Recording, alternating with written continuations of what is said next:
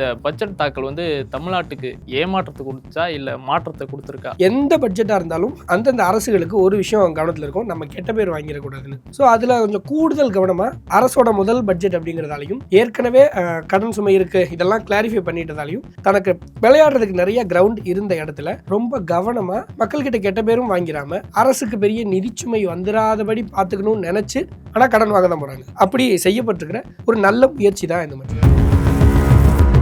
ஏன் அன்னபூர்ணி 6 சிலிண்டர் திட்டம் வரலன்னோ 2500 ரூபாய் தர்றது வரல அப்படின்னும் கேட்டுட்டே இருக்காங்க. இந்த மாதிரி திட்டங்கள் இப்ப வராம இருந்தாலும் அது அரசுக்கு கெட்ட பேரை தராதபடி ஒரு மாசம் ஒண்ணு இந்த அரசுக்கு இருக்கு. அதை சரியான டைம்ல பயன்படுத்தி இருக்காங்க. இந்த பட்ஜெட்டில் நான் பார்க்குறது ரொம்ப கான்சியஸான, நீங்கள் வேறு எந்த ஸ்கீமை சொன்னாலும் அல்லது எந்த ப்ரோக்ராமை சொன்னாலும் அதுலேருந்து ஏதாவது ஒரு ஹிஸ்ட்ரி அல்லது இதை நாங்கள் தான் முதல்ல முன்மொழிஞ்சோம் அப்படின்னோ அல்லது நாங்கள் தான் இதை ப்ரொபோஸ் பண்ணோம், இது கலைஞர் இருந்தப்போ செஞ்சார், இது எம்ஜிஆர் இருந்தப்போ செஞ்சது, இது காமராஜர் காலத்து திட்டம், இது நீதி கட்சியிலேருந்து வந்தது, இப்படிலாம் சொல்கிறாங்கல்ல. தாவேக தனக்குன்னு எடுத்துக்க யூனிக்காக ஏதாவது ஒரு பீஸ் வேணும்ல.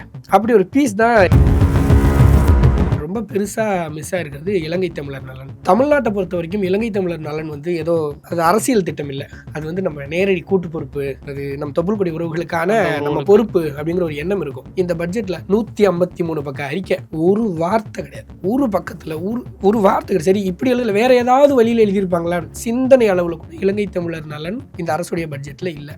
அக்கறை இல்லைன்னு சொல்றீங்களா? அப்போ பட்ஜெட் டாக்குமெண்ட் முழுக்க தன்னை ஒரு தாய்மாமனாக, தன்னை ஒரு அண்ணனாக கட்டாயமா நிலைநிறுத்திக்கணும் அப்படிங்கிற ஒரு கடப்பாடு ஒன்று தெரியுது. இந்த அண்ணன் சீர்திட்டத்திலையும் அதே தான். 812 கோடி ரூபாயை 8 கிராம் தங்கமும் தங்க நாணயமும் ஒரு பட்டுப்புடவையும் தருவார். அண்ணன் சீர்திட்டத்தை பொறுத்த வரைக்கும் பட்ஜெட்லையும் நமக்கு கிளாரிட்டி இல்லை, இதோட பர்பஸ்லையும் நமக்கு கிளாரிட்டி இல்லை. ஸோ வெறுமனே அண்ணன் சீர்திட்டம் ஃபயர் விட்டு கொண்டாடுற ஒரு மெட்டீரியலா மட்டும் இருக்கிறது இருக்குல்ல, அது ரொம்ப டேஞ்சர். அது வேலைக்காக சொல்லிடலாம். அப்போ ஒரே வருஷத்துல 7000 வீடுகள் வரைக்கும் கட்டுறதுக்கு, குறை வீடுகளை கான்கிரீட் வீடுகளா கட்டி தரதுக்கான திட்டம் இருக்கு. அதுக்கு 7000 வீடுகளுக்கு ஒரே வருஷத்துல சாங்ஷனுக்கு முயற்சி பண்ணிடுவோம் அப்படின்னு ஒரு ஸ்கீம் அறிவிச்சிருக்காங்க. இது நடந்தா ரொம்ப நல்லா இருக்கும். ஒருவேளை இது நடந்தா தாவேக அரசு தன்னுடைய மிகப்பெரிய சாதனைகள்ல ஒண்ணு அப்படின்னு இதை சொல்லிக்க முடியும்.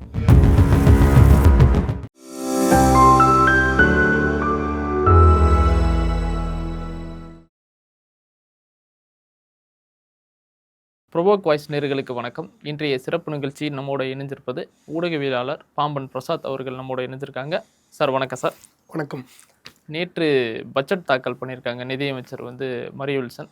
இந்த பட்ஜெட் தாக்கல் தமிழ்நாட்டுக்கு ஏமாற்றத்தை கொடுத்துச்சா இல்லை மாற்றத்தை கொடுத்துருக்கா அப்படின்னு எப்படி சார் பார்க்கலாம் இந்த பட்ஜெட்டை முழுசா? தொடங்கும் போது இது ஏமாற்றமாக இருந்ததா ஏற்றமாக இருந்ததா, இந்த வார்த்தைகள் பெரும்பாலும் அரசியல்வாதிகளால் பயன்படுத்துறதுனால நம்ம டிஸ்கஷனில் நம்ம எப்படி வச்சுக்கலாம், இது தேவைப்படுமா தேவைப்படாதா, இதால உதவிகரமா ஏதாவது நடக்குமா இல்லையா, இந்த அளவில் எந்த பட்ஜெட்டாக இருந்தாலும் அந்தந்த அரசுகளுக்கு ஒரு விஷயம் கவனத்தில் இருக்கும், நம்ம கெட்ட பேர் வாங்கிடக்கூடாதுன்னு. ஸோ அதில் கொஞ்சம் கூடுதல் கவனமாக அரசோட முதல் பட்ஜெட் அப்படிங்கிறதாலையும் ஏற்கனவே கடன் சுமை இருக்கு இதெல்லாம் கிளாரிஃபை பண்ணிட்டதாலையும் தனக்கு விளையாடுறதுக்கு நிறைய கிரவுண்ட் இருந்த இடத்துல ரொம்ப கவனமாக மக்கள்கிட்ட கெட்ட பேரும் வாங்கிடாம அரசுக்கு பெரிய நிதிச்சுமை வந்துடாதபடி பார்த்துக்கணும்னு நினச்சி ஆனால் கடன் வாங்க தான் போகிறாங்க. அப்படி செய்யப்பட்டிருக்கிற ஒரு நல்ல முயற்சி தான் இந்த பட்ஜெட். ரொம்ப கவனமாக சொல்லணுன்னா, வெளியில் கொஞ்சம் ஸ்கீம்ஸ் பேரெல்லாம் வெளியில் சுற்றிட்டு இருக்கு. இப்போது ஏன் அன்னபூர்ணி 6 சிலிண்டர் திட்டம் வரலன்னோ 2500 ரூபாய் தர்றது வரல அப்படின்னும் கேட்டுகிட்டே இருக்காங்க.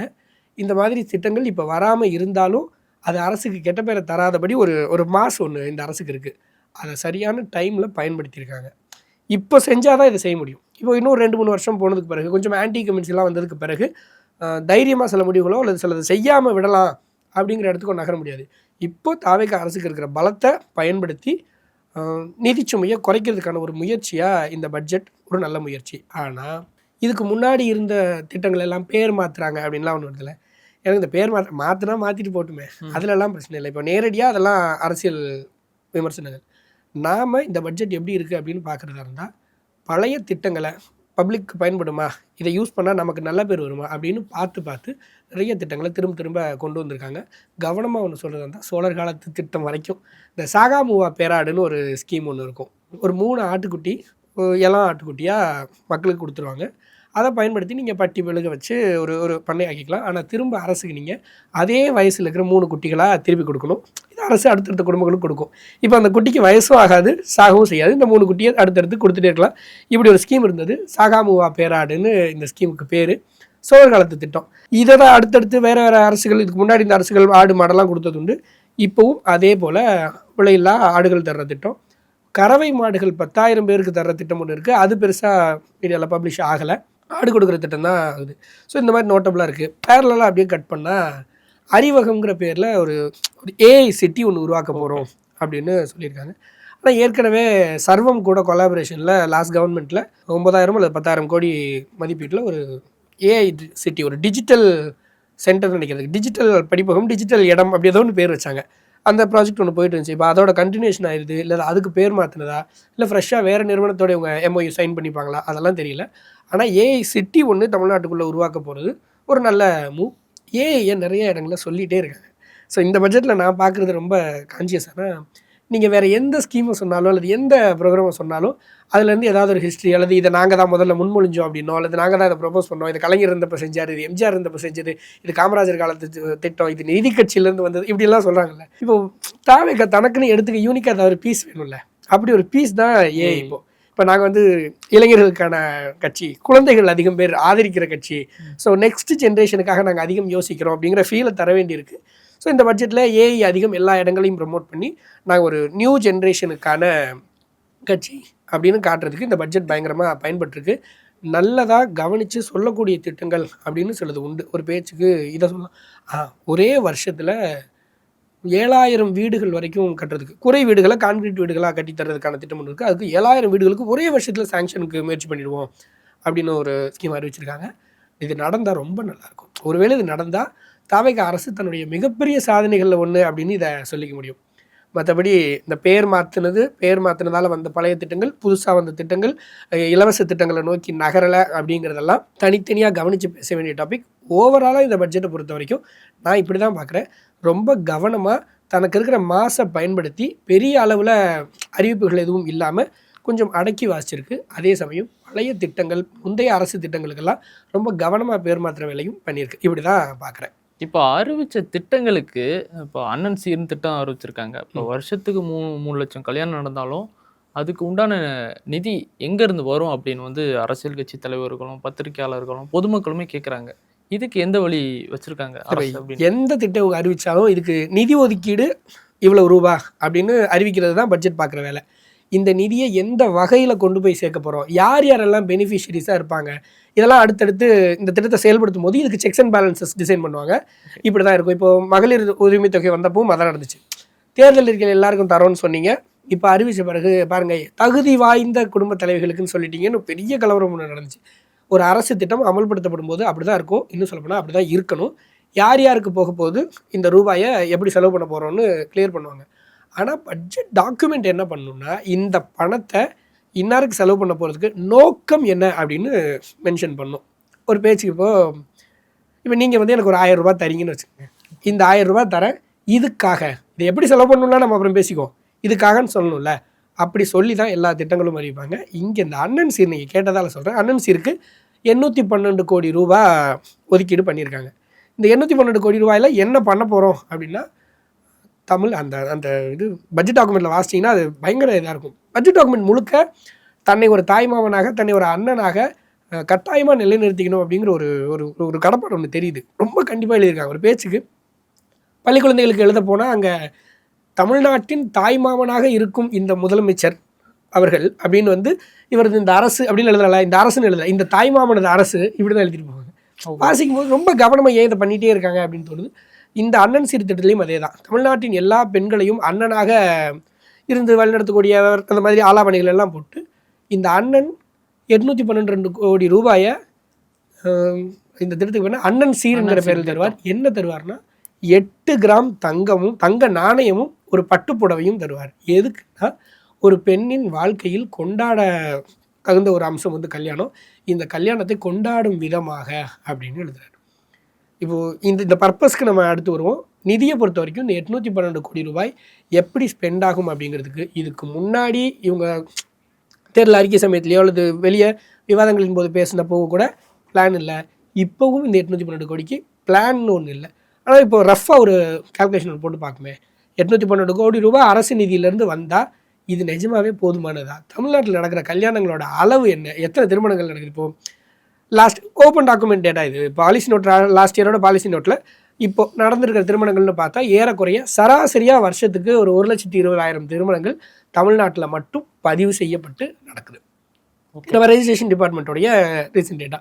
லாஸ்ட் பாலிசி நோட் படி தமிழ்நாடு ஆக்டில் மட்டும் ஒரு 78,000 ப்ளஸ் திருமணங்கள், ஸ்பெஷல் மேரேஜ் ஆக்டில் ஒரு 1,800, இதுக்கெல்லாம் ஹிந்து மேரேஜ் ஆக்டில் ஒரு 15,000 18,000 இந்த மாதிரியான ரேஷியோவில் தான் இருக்குது. இதுக்கு முந்தின டேட்டாவும் இப்படி தான் 77,000 சொச்சம் 18,000 சொச்சம் இந்த மாதிரி தமிழ்நாட்டில் 1,20,000 திருமணங்கள் சராசரியாக வருஷம் நடக்குது. இப்போ 812 கோடி ரூபா.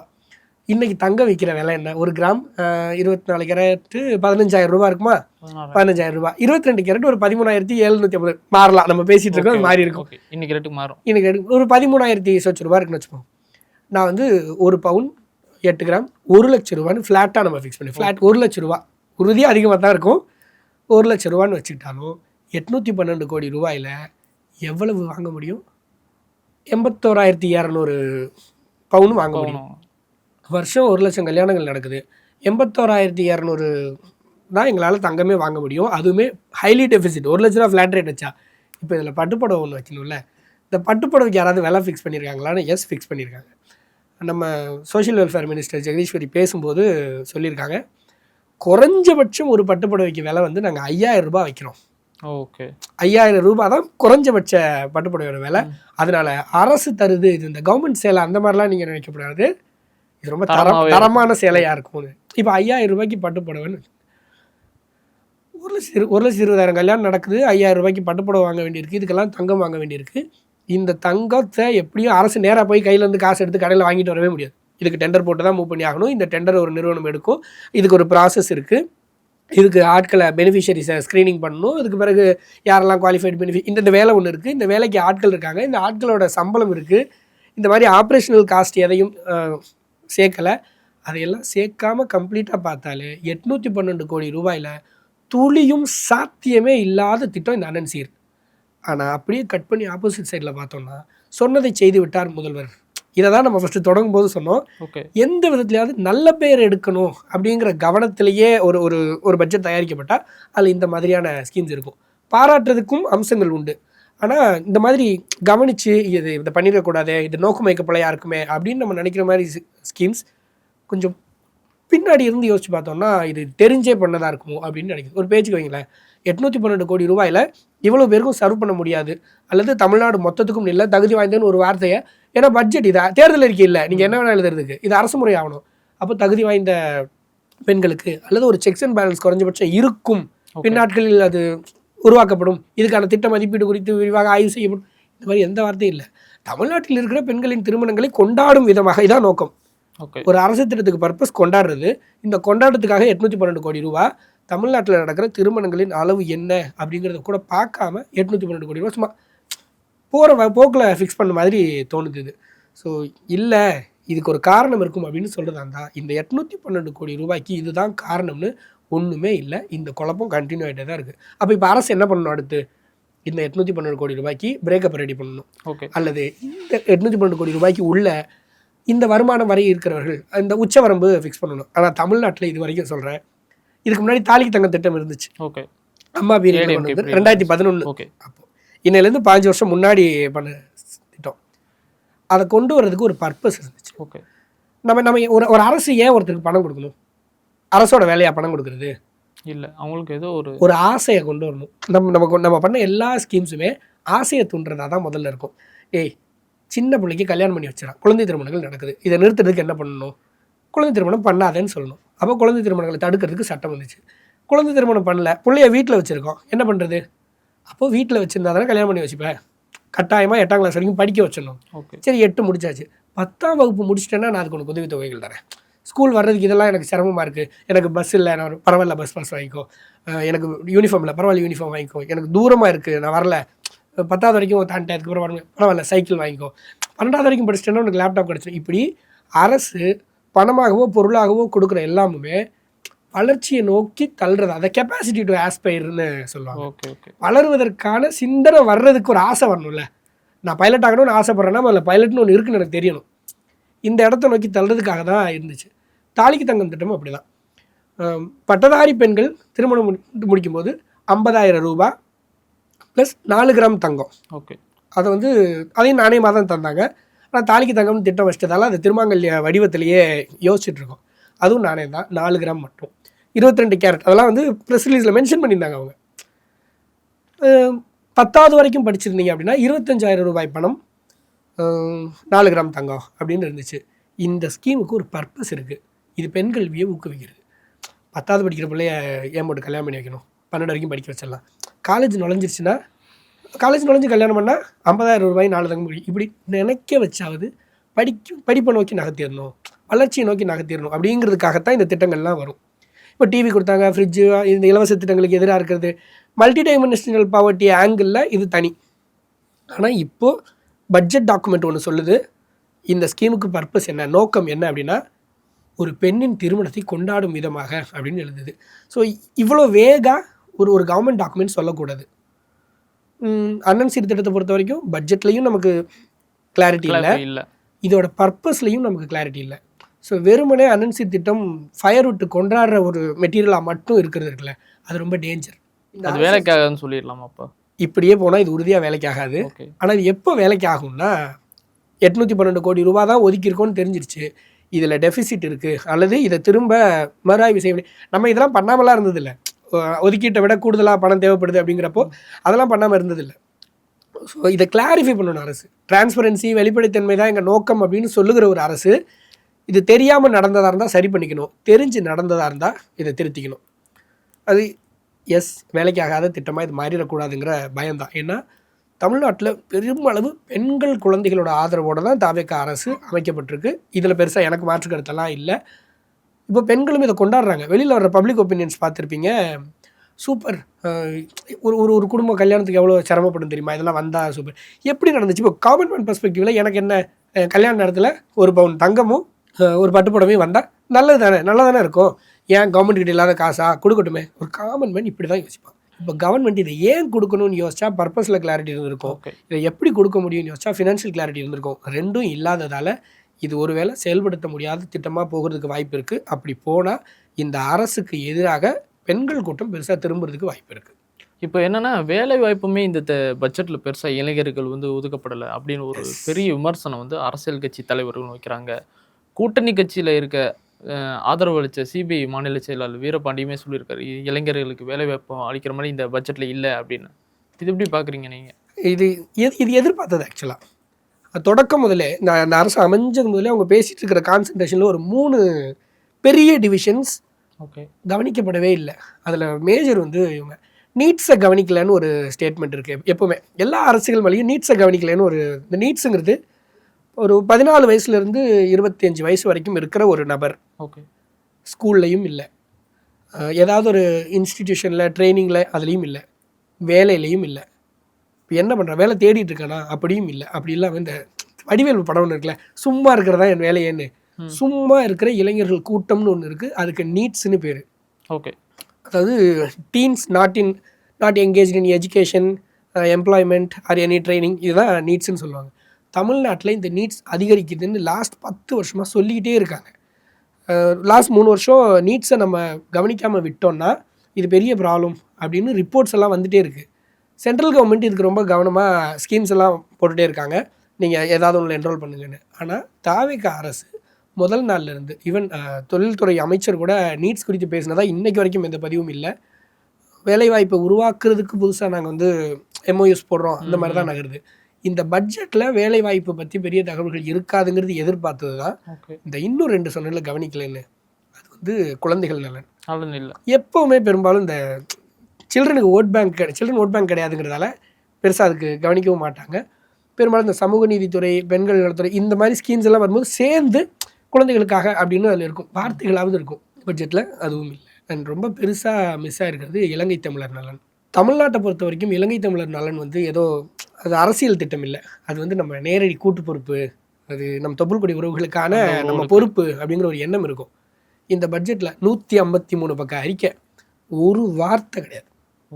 ஒரு பக்கத்தில் ஒரு வார்த்தை கிடையாது. சரி, இப்படி எழுதல, வேறு ஏதாவது வழியில் எழுதியிருப்பாங்களான்னு சிந்தனை அளவில் கூட இலங்கை தமிழர் நலன் இந்த அரசுடைய பட்ஜெட்டில் இல்லை. வேலைவாய்ப்புக்கு தனியாக திட்டங்கள் அறிவிக்கப்படும். அவங்க நினச்சிருக்கலாம் இன்னும் ஒரு 6 மாதம் கழித்து தான் அடுத்த பட்ஜெட் வந்துடும்ல, இது ரிவைஸ்டு பட்ஜெட் தான், அடுத்த பட்ஜெட்டுக்குள்ளே எல்லாத்தையும் ரெடி பண்ணுவோன்னு சொல்லியிருப்பாங்கல்ல. அதில் பண்ணிக்கலாம்னு நினச்சிருந்துருக்கலாம். குழந்தைகள் நலன் நம்ம சேர்த்துக்கலாம்னு நினச்சிருந்துருக்கலாம். இலங்கை தமிழர் நலனை சேர்த்துக்கலான்னு நினைக்கிறதா இருந்தால் இந்த கேப்பில் என்ன பண்ணுவாங்க அவங்க? அரசுக்கு இந்த இலங்கை தமிழர் நலன் மேலே என்ன ஐடியா இருக்குது? அக்கறை இல்லைன்னு சொல்கிறீங்களா? அப்போ நேரடியாக அக்கறை இல்லைங்கிறதுக்கு ஆதாரம் கொடுத்துருக்கீங்கன்னு சொல்கிறேன். ஓகே, இந்த தேர்தல் அறிக்கை பாருங்க, இந்த நிதிநிலை அறிக்கை தேர்தல் அறிக்கையில் இருந்ததை விட ரொம்ப குறைவான கவனத்துக்கு தேர்தல் அறிக்கையில் இருந்துச்சே. ஓ இது நாங்கள் கவனிக்கல அப்படின்னு சொல்கிறதா இருந்தால் தேர்தல் அறிக்கை எழுதும்போது கவனிக்க முடிஞ்சதில்லை. தேர்தல் அறிக்கையில் அந்த வார்த்தை இப்படி இருக்கும்: மாநில அரசின் அனைத்து நலத்திட்டங்களும் இலங்கை தமிழர்களை சென்று சேருவதை இந்த அரசு உறுதி செய்யும் அப்படின்னு இருக்கும். நிதிநிலை அறிக்கை வருது, அதில் ஒரு வார்த்தை கூட இல்லை. சரி, இப்போ தானே இப்படி ஆயிடுச்சு. லாஸ்ட்டு கவர்மெண்ட்ஸ் இதெல்லாம் பண்ணாங்களா? கடைசி ஒரு இடைக்கால பட்ஜெட் வந்துச்சுல்ல, ஓகே, இடைக்கால பட்ஜெட்டில் உண்டு இலங்கை தமிழர்களுக்காக ஒரு 10,000 வீடுகள் கட்டுகிற திட்டம் ஒன்று போயிட்டுருக்கு.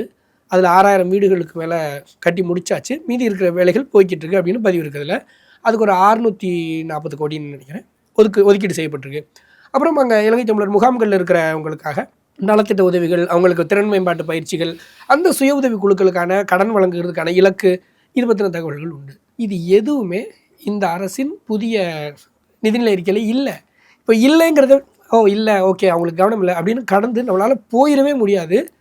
ஏன்னா இது நாளைக்கு சரி பண்ணிடலாம் அப்படின்ற விஷயம் இல்லை. இந்த அரசு சிலவற்றில் எப்போதும் கவனமாக இருக்க வேண்டும்னு தமிழ்நாடு அரசு நம்ம நினைப்போம்ல, அப்படி ஒரு இடத்துலேருந்து தாவேக அரசு வலுவி இருக்குது. இந்த நிதிநிலை அறிக்கை அதுக்கு ஒரு ஆதாரம். அப்படி தான் நான் பார்க்குறேன். கவனம் இல்லை அப்படின்னு குற்றம் சாட்டுறது நோக்கம் இல்லை. வாய்ப்பு இருந்தால் திரும்ப இலங்கை தமிழர் நலன் மீது தனக்கு இருக்கிற நிலைப்பாடு என்னங்கிறத இந்த அரசு தெளிவுபடுத்தணும் அப்படின்னு கேட்டுக்கலாம். இப்போ என்னென்னா, நீங்கள் சொன்ன மாதிரி இப்போ தமிழாய்வு துறைக்குமே பெருசாக அந்த கல்வெட்டியல் துறை இதுக்குமே நிதி சுத்தமாக ஒதுக்கலை, 1 கோடி என்னமோ தான் ஒதுக்கியிருக்காங்க அப்படின்னு வந்து எதிர்கட்சியிலேருந்தும் சரி, தோழமை கட்சியிலேருந்துமே நேற்று குற்றச்சாட்டு வச்சுருந்தாங்க. நிதி வந்து சுத்தமாக தமிழ் துறையை கண்டுக்கலை அப்படின்னு. எப்படி பார்க்குறீங்க? படிக்கும்போது ரொம்ப சங்கடமாக இருக்குது. அந்த தமிழ் வளர்ச்சி துறைக்கு ஒரு செக்ஷன் இருக்கும், அந்த டாக்குமெண்ட்டை படிச்சுட்டு இருக்கும்போது தமிழுக்கு முன்னுரிமை கொடுக்கணும் அப்படின்னு தான் முன்னாடி பேசிக்கிட்டு இருந்தாங்க. ஆமாம், இப்போ முன்னுரிமை கொடுத்து ஒரு அவார்டெல்லாம் புதுசாக அறிவிச்சிருக்காங்க. கன்னிமிகு காகிதம் இல்லத்தவருடைய பேரில் தமிழ் பற்ற அவருடைய தமிழ் பற்றை குறிக்கும் விதமாக அவர் பேரில் தமிழ் துறையின் சார்பில் ஒரு விருது அப்படின்னு அறிவிச்சிருக்காங்க.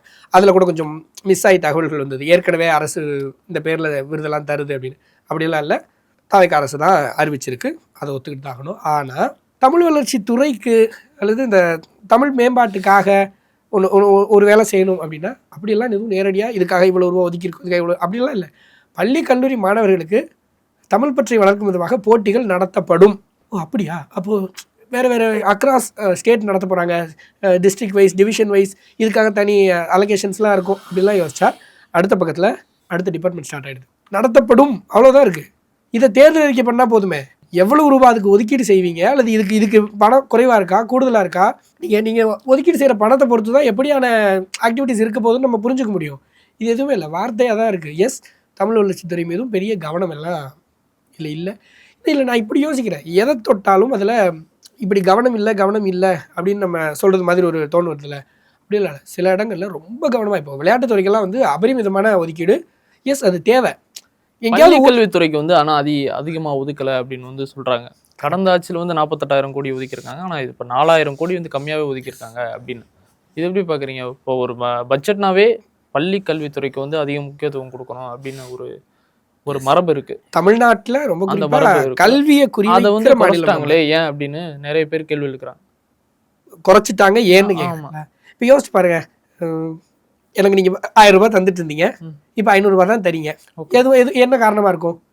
ஒன்று கையில் பணம் இல்லை, இல்லைன்னா அந்த பணம் வந்து போக வேண்டாம் அப்படின்னு நான் நினைக்கலாம்.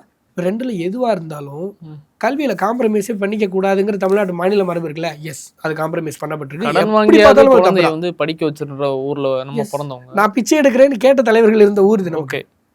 இப்போது குறைச்சாச்சு. இதை எப்படி பார்க்கணும்? 2 விதமாக தான் நம்ம புரிஞ்சுக்கணும். ஒன்று, செக்ரட்டரி எக்ஸ்பிளைன் பண்ணுறாரு. பட்ஜெட் முடிஞ்ச உடனே செக்ரட்டரி ப்ரெஸ் மீட்டுக்கு வராங்க, எக்ஸ்பிளைன் பண்ணுறாங்க. இதுக்கு முன்னாடி இருந்த அரசுகளோட ஒதுக்கீட்டிலலாம் இதெல்லாம் ஓவர் எஸ்டிமேட் பண்ணப்பட்டுருச்சு. 500 ரூபா போதுங்கிற ஒரு விஷயத்துக்கு 5000 ரூபா எழுதியிருந்தாங்க. இந்த மாதிரியான ஒரு இம்ப்ரெஷன். நாங்கள் அதெல்லாம் ப்ராப்பராக குறைச்சி கம்மியாக தான் பண்ணியிருக்கோம். அதனால இது நியாயமான ஒதுக்கீடு தான். இப்போ மினிஸ்டர் இதுக்கு ஒரு பதில் சொல்கிறார். ஓகே, இது வரைக்கும் இருந்ததில் நீங்கள் நியாயமாக பார்க்க போனால் இதுதான் வந்து பள்ளிக்கல்வித்துறைக்கு அதிகமான ஒதுக்கீடு, முறையானதில் அதிகமான வேலைகள் செய்கிறதுக்கான வாய்ப்பு இந்த முறை தான் இருக்குது அப்படிங்கிறார்.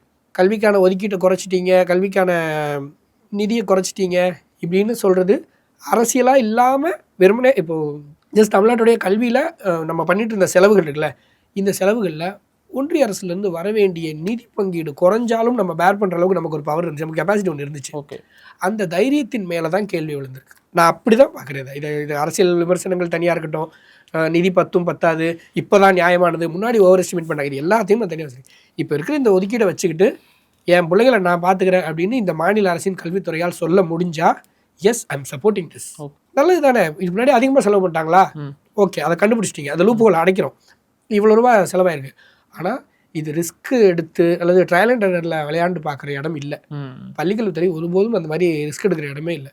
நீங்கள் குழந்தைகளின் கல்வியை அடகு வைத்து அல்லது அங்கே குறைச்சிக்கலாம், ஆசிரியர்களின் சம்பளத்தை கொஞ்சம் குறைச்சிக்கலாம். ஏன்னா தொடக்க முதல்ல இந்த ஊதியங்கள் மேலே அவங்களுக்கு ஒரு இக்கு இருந்துகிட்டே இருக்குது. அரசு அது ஒரு பெரிய செலவாக இருக்குது, அது ஒரு பெரிய செலவாக இருக்குது. அரசு ஊழியர்கள் மேலே, அரசு ஊழியர்களின் சம்பளத்து மேலே, அதான் தான் சொல்கிறேன், அவங்களோட சம்பளத்து மேலே ஒரு பெரிய செலவாக இருக்குது. பாருங்க, அதனால தான் இப்போ தனியாருக்கு வந்து கொஞ்சம் கொஞ்சமாக எல்லா டிபார்ட்மெண்ட்லாம் கொடுக்க ஆரம்பிக்கிறாங்களா? கொஞ்சமாக என்ன இப்போ பேசுங்க, 2000 கோடிக்கு மேலே ஒரு திட்டம் இருக்குது அப்படின்னா இந்த பட்ஜெட்டில் அது வந்து பிபிபி மாடல் நோக்கி நகர்ந்துடும். கோயம்புத்தூர், அந்த அரியலூர், கோயம்புத்தூர், அப்புறம் விருதுநகர், இது இந்த மெட்ரோ திட்டங்களுக்கு பிறகு அறிவிச்சது, குடிநீர் திட்டங்கள் ஏதாவது அறிவிச்சாங்கன்னா பிபிபி மாடலில் இந்த அரசு பெரிய நம்பிக்கையோடு இருக்குது. ஓகே, இதுக்கு முந்தைய அரசு பிபிபி பண்ணதுண்டு, அதெல்லாம் பண்ணதுண்டு உண்டு. ஆனால் அரசு மொத்தமாக பட்ஜெட் ஆவணத்தில் ரொம்ப கான்சியஸாக இது பிபிபிக்கு தான் போகும், இது பிபிபிக்கு போயே தீரும், இதை பிபிபி முறையில் தான் செய்ய முடியும் அப்படின்லாம் சொன்னதே கிடையாது. ஆனால் இங்கே ரொம்ப உறுதியாக பிபிபியை நம்புகிற கவர்மெண்ட்டை நம்மளால் பார்க்க முடியுது. இதை தான் தலைமை கட்சிகள் உட்பட கம்யூனிஸ்ட் கட்சிகள் நேரடியாக அழிகிறாங்க. இது வந்து இந்தியாவில் இல்லாத தனியார் மயம், முழு தனியார் மயத்தை இந்த பட்ஜெட்டில் பார்க்குறோம் அப்படின்லாம் அழிக்கிறாங்க. ஸோ அரசியல் விமர்சனமாக அதை நம்ம கடந்துட முடியாது. அரசு வேலைவாய்ப்பை உருவாக்க வேண்டிய பொறுப்பும் இருக்குது. அப்போ அது குறைஞ்சபட்சம் என்ன பண்ணணும், பிபிபி மாடல்னு வந்துட்டால் தன்னோட பார்ட் மொத்தத்தையும் தனியார் புது பணியாளர்களை உருவாக்குவோம், இவ்வளவு தொழில்களை உருவாக்குவோம் அப்படின்னாவது சொல்லணும். அந்த மாதிரியான திட்டங்கள் பின்னாடி இருக்குன்னு நினைக்கிறதுக்கான எந்த வார்த்தையும் இல்லை. எல்லாமே அப்ரப்டாக முடியுது. இந்த டாக்குமெண்ட்டில் முழுமையற்றது இருக்கா? இந்த முழுமையற்றதுன்னு சொல்ல முடியாது. அவங்க அளவில் அதுதான் முழுமைன்னு அவங்க நம்புகிறாங்க. ஓகே, இப்போ நம்ம செகண்ட் வெட்டிங் தேர்ட் வெட்டிங் போகாமல் ஒரு டாக்குமெண்ட்டை எழுதுகிறோம் அப்படின்னா அது எப்படி இருக்கும்? இந்த டேட்டா சரி இன்னும் ஒருக்கா செக் பண்ணிருக்கலாமோ, இப்படி எழுதியிருக்கக்கூடாதோ. ஒரு பேஜுக்கு இப்படி வச்சுக்கோங்களேன், அம்பேத்கர் தொழில் முனைவோர் திட்டம்னு ஒரு திட்டம் இருக்குது. ஓகே, இப்போது தொழில் முனைவோர் திட்டம் யாரெல்லாம் பெனிஃபிஷரிஸாக இருக்கலாம்? இது தொழில் முனைவுக்கு ஆசைப்படுகிற பட்டதாரிகள் இவங்கெல்லாம் இருக்கலாம். தமிழ்நாடு பூரா இருந்திருக்கலாம்ல, மாநிலம் முழுக்க இருக்கிறவர்கள் இருக்கலாம். மாநிலத்தின் எந்த பகுதியிலிருந்தும் எப்படியான சூழ்நிலையில் இருக்கிறவங்க இதுக்கு ஒரு திட்டத்துக்கு ஒரு பிளான் ஒன்று வச்சுருப்பாங்க. இந்த பிளானுக்கு யாரெல்லாம் குவாலிஃபைடாக இருக்கீங்களோ அவங்களாம் வரலாம். ஆனால் இந்த திட்டம் சமூக நீதித்துறைக்கு கீழே மட்டும்தான் வருது.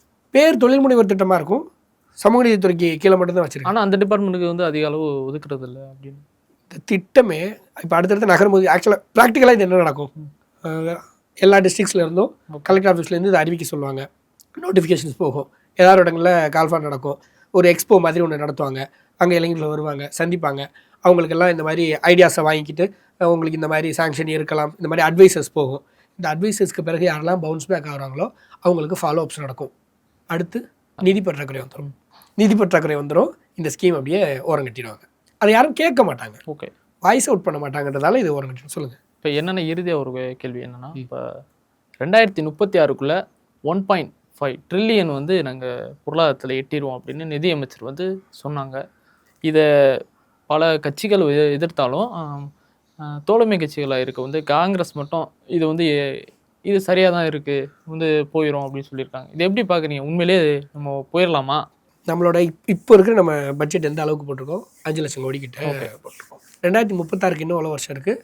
10 வருஷம், இன்னும் 2 டென்யூர். ஓகே, அடுத்த 2 டென்யூருக்கும் ஆட்சியை தான் அமைக்கணும் அப்படிங்கிற விருப்பம் எப்போதும் ஆளுங்கட்சிக்கு இருக்கும். அதான் தொடர்ந்து ஆட்சி அமைக்கணும்னு. $1 ட்ரில்லியன் அப்படிங்கிறத எட்டுறதுக்கு ரோட் மேப் தரப்பட்டது உண்டு. அதுக்கே நம்ம இன்னும் வரல. 1 ட்ரில்லியனுக்கு பட்ஜெட் அறிவிக்கும் போது இந்த 1 ட்ரில்லியனுக்கு நம்ம ரோட் மேப் என்ன, எந்த வருஷம் எவ்வளவு அட்டன் பண்ணியிருப்போம் அப்படின்னு ஒரு பிளான் இருந்தது. ஓகே, சரி, ஓகே, அதையே நம்ம வந்து நம்ம இப்போ வரைக்கும் 1 ட்ரில்லியன் ஈஸியாக எட்டிட முடியும் அப்படிங்கிறத நான் நம்பலை. ஓகே, அந்த முயற்சி பாராட்டலாம்.